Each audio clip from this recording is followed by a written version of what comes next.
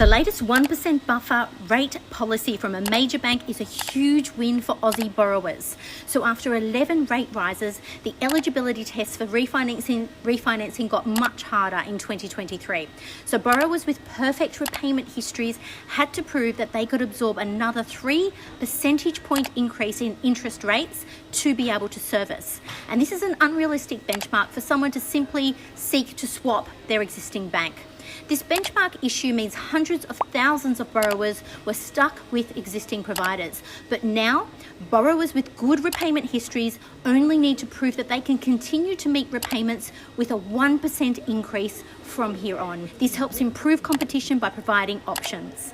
So some banks have been using their data to work out who's trapped and offer them lower discounts as a result of their poor bargaining position. This also is a positive.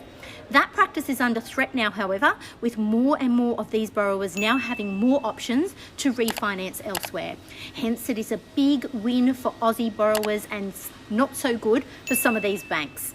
So to put it in perspective, reducing the buffer rate by a full 2 percentage points, so from that 3% to that 1%, is equivalent to rewinding the clock to July 2022, winding back circa 8 of the 11 rate rises. It's equivalent to improving borrowing power by over 20 to 25%. So if you could borrow the money from before, you're likely to be able to borrow the money again. So this is the good news. The new assessment hurdles are a bit higher than this time last year, but not dramatically. So most borrowers who have not borrowed to the maximums either will be able to make this work. Make sure you speak to your broker and don't forget to follow.